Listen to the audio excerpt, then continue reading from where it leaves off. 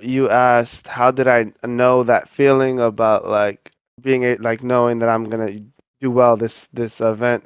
Um, so I can start, I guess. I went to a Gamers Choice regional in Edison actually, and I didn't have my invite because I obviously don't play. So Yeah. I was like, yo, I honestly didn't even want to like go to the regional because I was tired. I like fell asleep like at 4 in the morning, Oh and no. to get to Edison, I was like, you know what, whatever. That's not like that's not important. But What um real quick, what month was this? um, I think this was last. No, I don't even remember, bro. I can't even. I think So, it but was it's like June. kind of is yeah, it's very recent though, right? So you didn't even have your invite going into nationals, and this was basically June, and nationals is like in the same Yeah, basically yeah, yeah, coming right up. yeah. Okay, all I right, can't. Yeah. So to give you perspective on how much like yeah, and I wasn't pressed about it because I was like, yo, I'll just get it in the LCQ. Like I'll yeah. get Like my I'll just invite. yeah, the Yeah, best players do that shit. They're like whatever. Like I'll just show up, I'll just get it, and it won't be a big deal. And it happens every time. I've seen so many good players just qualify the day before or the one regional before, like the last regional where you could qualify for it. yeah. They'll just play in it, they'll get that shit, and then be like, all right, I got it. Like that was a joke. That's funny because that's exactly what I've been doing for like I've missed a lot of nationals.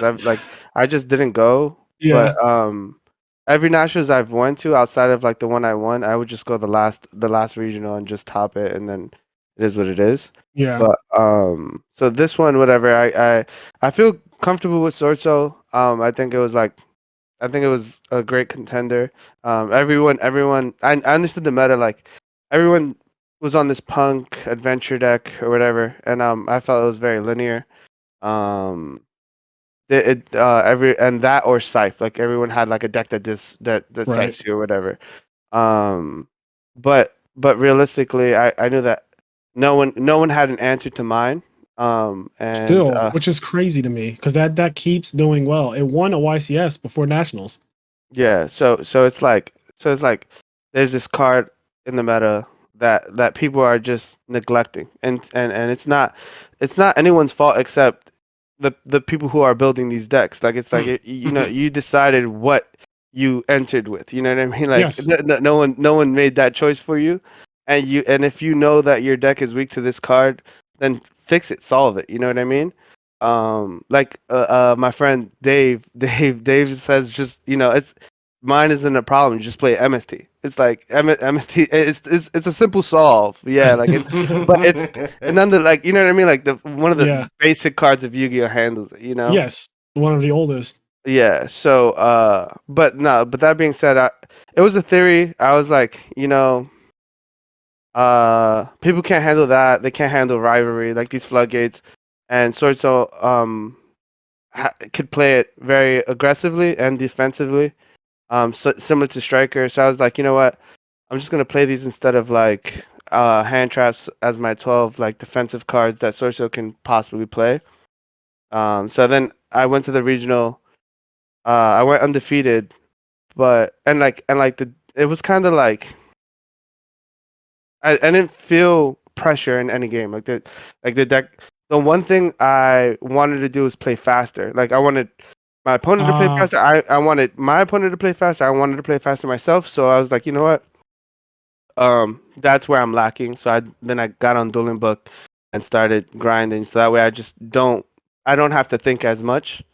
yeah, so Um, I want to interject right there. I love that you said that because we've had people on this podcast like Joe Dietrich who won a remote duel ICS and also just talking to like some of the other players who are currently some of the best players right now, they talk about how important it is to grind on DB. And I'm noticing that almost everyone who's been winning are considered people who grind on DB. Like the last 5 champions of this year are all people who be on DB and play and not necessarily like to climb the ladder and be number one on DB, but just grinding in a sense of I want to play faster. I want to know every interaction. I don't want to get to a tournament, sit down, and then some random shit comes up and you have no idea how to navigate it. And I think that we saw that with you when we were watching. First of all, your matches were fast as shit. I feel bad for Pascal Manigat. Um, Yeah. You just demolished that man. Like, shout out to him for getting top 4. That is a crazy accomplishment. But it is just absurd. That match was so fucking fast. You bodied him, and mind you, so that was the first match I got to see you play the whole weekend. Was when you played him, and I thought it was gonna be like, oh, this is gonna be a great game. They're gonna go back and forth and everything, and it just was like, sit down and let me take you to school. Like, and no offense to him, like it was just, but it was really like it reminded me of Tom Brady in the Super Bowl versus the Chiefs, and just like let me take your child to work day. Like you just absolutely quickly bodied it, and I was like, oh, he knows what he's doing. Like a part of me was wondering, I was like, man, Hansel doesn't play as much as like the people who are currently taught. Like you're not playing like these people are on DB 10 hours a day. They're doing Twitch streaming. They're playing Master Duel for 8 hours a day on Twitch. They're doing all this stuff. I'm like, I don't think he does any of that. So I was like genuinely surprised that you were that far already. And then when I watched you play, I was like, oh shit, he knows what he's doing, and he knows what he's doing like a lot. And it showed up in the finals. And this is probably, to me, this is when I knew you won. Now, mind you, this is all the way in the finals, but in the finals, game 1, you get Mystic Mind immediately. Yeah. And most players fold right there. Like most players, they're not going to scoop. Like we saw the finals of the YCS that Mystic Mind won, the Asian guy won. I forget his name, but he won with Sky Striker. It's basically a Mystic Mind deck featuring Sky Striker cards. Yeah. And in the finals, it literally was draw pass, draw pass, draw pass. And the writer even wrote it that way on purpose to show how, like, I guess boring it was or whatever. Most people fold right there. And they allow it to just, oh, I don't have any outs. That's it. I lost, right? But when I watched you play, I was like, man, is he really going to lose game 1 like this? Like, people can't keep showing up to these tournaments. You get all the way to the finals of nationals. If you don't have an out to it, that's just crazy to me. But as you were sitting there and you seemed not disturbed, like I could tell that there was something going on. So I was staring at the screen like, I wonder where this is going, because your opponent got a little cocky. He started drawing and just discarding his card almost without looking at it. Like I saw him drop a Nibiru to the grave. I saw him drop some other hand traps to the grave. I think an Impermanence or something like that. Whatever he dropped to the grave, he started just kind of drawing, discarding, because he assumed, like probably most of his opponents, he got second place, so he beat a lot of people. But he probably thought this game is over and this guy's just not scooping. He's going through the motions. But then you set up this crazy ass play with Heavenly Dragon Circle, and you OTK'd this man in 1 turn. And as soon as you did that shit game 1 and won the game, I was like, oh, he won. That's my champion right there. Like, that is the champion. The second I saw you beat Mystic Mind, the card that every fucking player has been complaining about this entire format. Honestly, for the last 2 years, this card has been being the most complained about card in the entire game. I want to say to everything Fraser just said, and big credit to you. Since we started this podcast, we've had Yu-Gi-Oh guests. And as most people know, I'm not very up-to-date on a lot of current Yu-Gi-Oh! I am more now because of Master Duel, but even that is like a year behind, and it's a Japanese format. But since we've started the podcast, we've had multiple duelists on here talk about Mystic Mind, and whether or not it being toxic or not. We have some people on here, I don't remember specifically who, but people say, like, you can see when Mystic Mind is on the board, the people that actually know how to play Yu-Gi-Oh! Like, there's the fact that the way Yu-Gi-Oh! Is played right now is like a certain way, and then Mystic Mind, that one card shows up, and so many people just completely fumble the ball, and it starts to look like they don't know how to play Yu-Gi-Oh! And so it's like huge credit to you, because as you showed on the finals, on stream, you know, like, a card came up, and like you said, even before Fraser did that whole description, your brother, or I forget if you said it was your brother or your friend, but you were like, it was like, Mystic Mind's a card, and it gets dealt with. Like, and you dealt with it. It's crazy to me because, again, you had a main deck way to deal with it, and your opponent was smart, too. He did not put did not put another card on the field for you to use Blackout? Yeah. The card that, like, can actually out it. It's basically Icarus Attack. Yeah, people who don't know. So it's Icarus Attack, but you have to control 2 cards for them to activate it. They can't destroy their own card. So he played Mystic Mind and played nothing else, which is perfect. Like, he was doing exactly what he was supposed to do. That's what his deck was designed to do. And I just thought, when I was sitting there, I watched you go. You went first, and like you made your board or whatever, and then he played mine, and he passed, and I was like, oh god, is this really going to be the way? Like this guy loses. But then after 10 or so turns, you finally I just felt like you were looking for something, and I love seeing that, because what Kenny just said about how some people, when Mystic Mind gets activated, they the old school Yu-Gi-Oh technical play just goes out the window. They don't know what they're doing. If they can't do their combo, like people study YouTube, and this is not to like downplay the skill level of current Yu-Gi-Oh players or anything like that, but I do feel like there is an entire class of people who they get their combos on YouTube.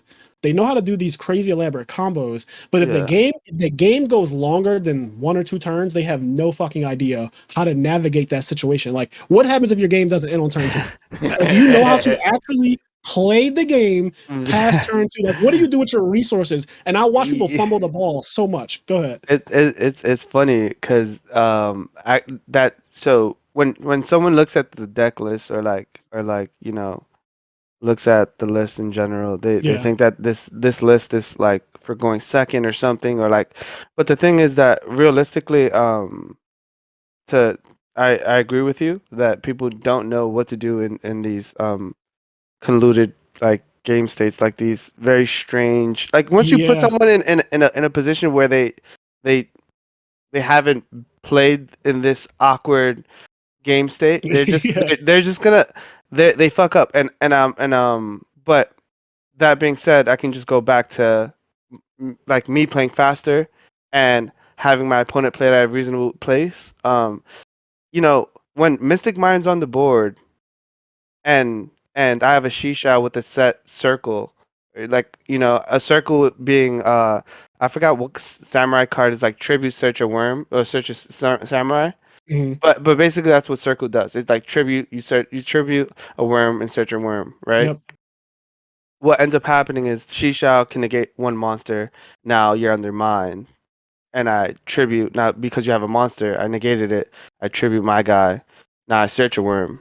Now I had control no monsters, so I used mine aggressively, and now they don't know what to do. Whether they want to commit to the board, they probably wouldn't because they're under mine, right? But I put people in these kind of game states where they're like, I force them to think, and yes, and if they can't come up with something in that like 2-minute window, 3-minute, like or however much time that you have to make a play, um they might fuck up, and then that's all I need. All I need is a turn, right? Yeah, That's what. well, you showed that, you proved that. It only took you 1 turn and he died. And I was a little confused on the way, because you guys, like you said, you were playing kind of fast, and when it got to the point where Mystic Mind was on the field for a couple turns, did you end phase Heavenly Dragon Circle or something? Because it looked like it was your turn, and then you killed him. Like, he didn't get a chance to. So I noticed that when Mystic Mind left the field, Ryan didn't get a chance to try to set up defense. He was just left with nothing on the field, and he died from 8,000. So I was like, wait, was that fucking end phase? Yeah. So Mystic Mind reads. Hey guys, if you like this clip, we have full video versions of our podcast episodes available on the IMNerd Patreon, as well as exclusive content. If you'd like to listen to our full podcast episodes or find us on any other social media platforms, you can do so by clicking the link tree below.